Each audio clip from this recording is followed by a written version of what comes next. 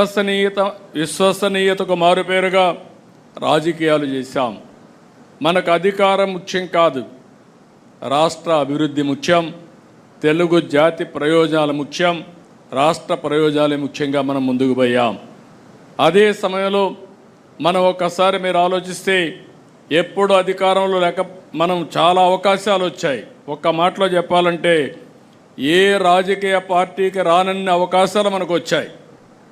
ఒక ప్రాంతీయ party national front పెట్టి కేంద్రంలో ప్రభుత్వాన్ని ఏర్పాటు చేసిన నాయకుడు నందమూరి తారక రామారావు గారు, ఎన్టీఆర్. ఆ తర్వాత యునైటెడ్ ఫ్రంట్ పెట్టి 2 గవర్నమెంట్ని మనం ఏర్పాటు చేశాం. ఆనాటి గవర్నమెంట్లోనే ఎర్రమనాయుడు గారు కేంద్ర మంత్రిగా ఉత్తరాంధ్ర నుంచి వచ్చారు. తర్వాత ఈరోజు రామ్మోహన్ నాయుడు కేంద్రంలో మంత్రిగా ఉండే పరిస్థితికి వచ్చారు.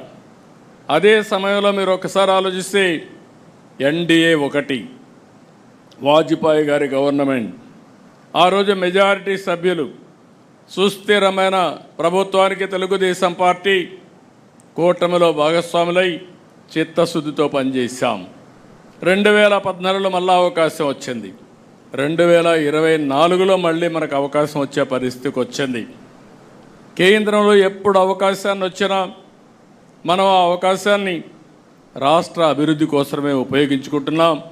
ఈరోజు కానీ కేంద్ర ప్రభుత్వం కానీ సహకారం లేకపోతే వెంటిలేటర్ పైనుండే రాష్ట్ర ఆర్థిక పరిస్థితిని బయట తీసుకొచ్చే పరిస్థితి కూడా లేదు. వారు సహకరించారు. దాంతో ఒక్కొక్క సమస్యని పరిష్కారం చేసుకుంటూ ముందుకు పోతున్నాం. మనం అందరం ఒకటి గుర్తుపెట్టుకోవాలి, 1 ఇయర్ కంటే ముందున్న సమస్య ఈరోజు లేదు.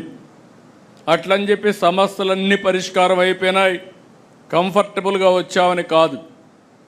జరిగిన విధ్వంసం 20-30 సంవత్సరాల రాష్ట్రాన్ని ఎనికనెట్టేసింది. ఆర్థిక ఇబ్బందులున్నాయి. ఇక్కడ కూడా మీరు అందరూ ఒకటి గుర్తుపెట్టుకోవాలి, దక్షిణ భారతదేశంలో అన్ని రాష్ట్రాల కంటే మంది విభిన్నమైన పరిస్థితి. రాష్ట్ర విభజన వల్ల స్ట్రక్చరల్ ఛాలెంజెస్ వచ్చాయి.